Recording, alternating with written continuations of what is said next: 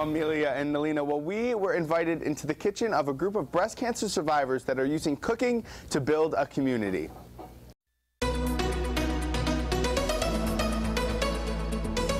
While going through the difficult process of coping with breast cancer, oftentimes it's best to find a community to help you along. The mission of the Breast Cancer Network of Western New York is to provide education, support, and advocacy for breast cancer survivors.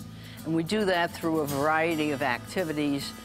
We run educational meetings the second Tuesday of the month at our Bella building here in Depew, New York.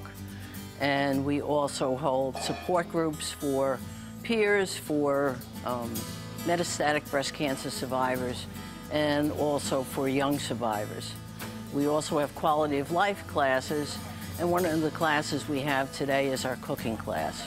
Cooking class is an opportunity to share healthy recipes and also to network with other breast cancer survivors.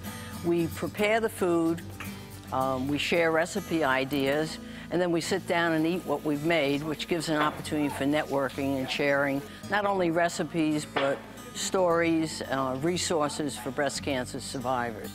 Being with like-minded people going through the same thing can ease the stress of life post-cancer. I think the best medicine for somebody newly diagnosed breast cancer survivor is to see that there are many women out there that are having a wonderful quality of life. It's not doom and gloom. We're an optimistic group. It's nice to see 50 or 60 survivors coming to an educational meeting that are thriving.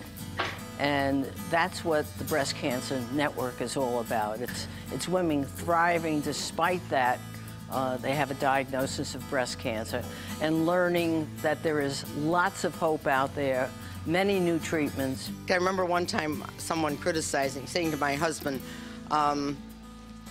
she's always out to support group or something, and he said to them, haven't you read those articles that this is a founded fact that people who attend support groups and get out and talk about it are longer-term survivors? And the stories of women who found comfort in this community are countless. I was a teacher in the Buffalo Public Schools, and I worked with a wonderful group of women. And the thing that got me through is when I was first diagnosed, my friends actually came over once a week with a home-cooked meal and just sat down and talked. Every woman who comes to the Breast Cancer Network is on a journey, and it's their goal to help them along. What we see is people coming in and they're very fearful, they're scared, and that turns into hope and into becoming educated consumers of medical services and learning that there is definitely very much life after a breast cancer diagnosis.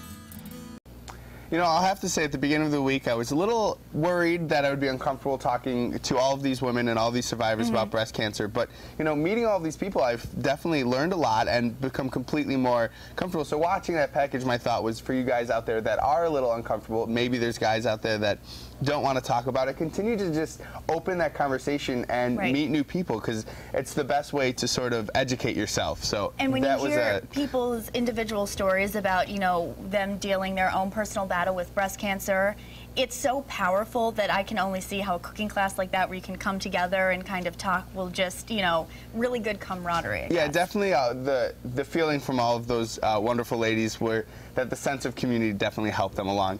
But now we're going to change gears. We're going to head over to the Kitchen World Kitchen to see what Chef Tom and Nalina are working on. What's going on over there, guys?